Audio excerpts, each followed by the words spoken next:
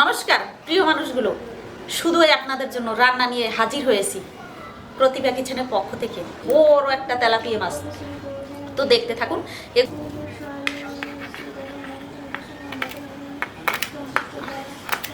আঁশটাকে সুন্দর করে ফেলে নেব। প্রিয় মানুষগুলো, বলতে চাই, যারা বলেন যে স্বামী যদি অল্প বয়সে মারা যায় আর যদি বাবা মা থাকে, স্ত্রী সন্তান থাকে, সবচেয়ে বেশি কষ্ট হয় বাবা মার। অবশ্যই বিশ্বাস করি বাবা মার অবশ্যই কষ্ট হয়। নারী ছেঁড়া ধন যদি চলে যায় সে কষ্ট তো আর কাউকে বোঝানো যায় না। তবে একটা কথা সত্যি, যেমন এই যে আমাদের টুঙ্গিপাড়ার বুলেট দাদা মারা গেলেন, সবার আগে তার আত্মার শান্তি কামনা করি। ভগবান তাকে স্বর্গবাসী করবেন, তার সকল পাপ ক্ষমা করে তাকে অবশ্যই স্বর্গের সর্বোচ্চ স্থানে রাখবেন। এই যে একটা ছোট বাচ্চা, মাত্র 1 বছর বয়স, সে মারা গেছে, তার 3 দিনের দিন তার বয়স হয়েছে 1 বছর। সেই বাচ্চা বাবা ছাড়া জন্মদিন করতে পারলো না, সেটা তো বড় কথা নয়। জন্মদিন তো মডার্ন যুগের কথা, প্রাচীন যুগের কথা না। কিন্তু কথা হচ্ছে এই যে মেয়েটা, এই যে আমাদের সেই বৌদি, বুলেট দাদার স্ত্রী, আপনারা কি একবারও ভেবেছেন তার বাকি জীবনটা কিভাবে কাটবে এই সন্তানকে নিয়ে? বাপ মার খুবই কষ্ট, তারা অনেক কষ্ট করে জমি বিক্রি করে সন্তান করিয়েছে। সবার আগে তাদের সম্মান জানাই, কারণ এরকম বাপ মা জগতে আছে, অবশ্যই আছে বলে এই সন্তান মানুষের মতো মানুষ করতে পারছে। তারা তাদের শেষ সম্বলটুকু বিক্রি করে সন্তান করিয়েছে। এটাই হচ্ছে বাবা মা, অবশ্যই তাদের কষ্ট। তারা হয়তো এই যে শোক পেয়েছে, শোক তো সইবার নয় প্রিয় মানুষগুলো।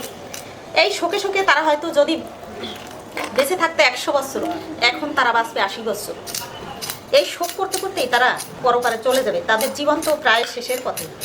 অবশ্যই স্ত্রী আর সন্তানের দৌড়টা একটু বেশিই থাকে, তাদের কষ্টটা একটু বেশিই হয়, কারণ তারা বাস্তবতার সাথে লড়তে হবে। যতদিন বেঁচে আছে কত মানুষের কত কথা শুনতে হবে, ভালো মন্দ, কত মুখ, কালো মুখ ভালো মুখ দেখতে হবে।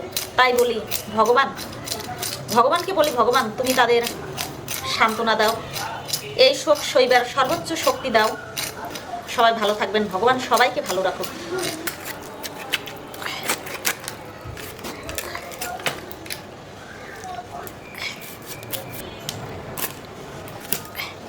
3 পিস হলেই হয়ে যাবে। প্রিয় মানুষগুলো, আমার সব কিছু রেডি। এই দেখুন, মাছটা কেটে বেছে একেবারে ধুয়ে নিয়েছি। দিয়ে দেবো লবণ।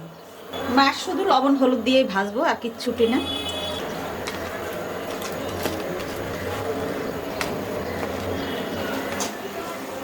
ফ্রাই প্যান গরম হয়ে গেছে, দিয়ে দেবো মাস্টার অয়েল।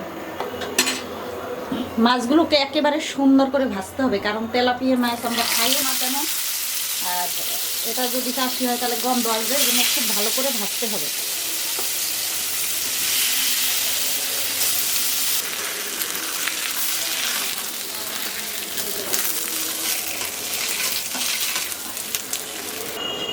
কড়াই গরম হয়ে গেছে, মাস্টার অয়েল, পাতা একটা, একটু জিরে ফোড়ন দেবো, শুকনো মরিচ, টমেটো বাটা, আদা বাটা, হলুদ, এই যে আসল জিনিস দিয়ে দেবো সর্ষে বাটা।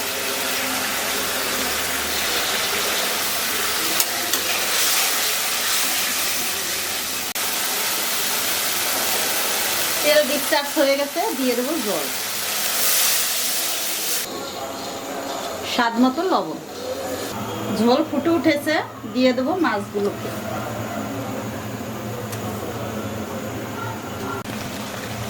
রান্না প্রায় রেডি প্রিয় মানুষগুলো। একটু সামান্য গরম মশলা পাতলা করে রেখেছি, সেটা দিয়ে দেবো, যেহেতু তেলাপিয়া মাছ গন্ধ না আসে তাই। উঠানো হয়েছে আর এক মুশকিল, এক পিস এক কোনা দিয়ে ভেঙে গেল। এই যে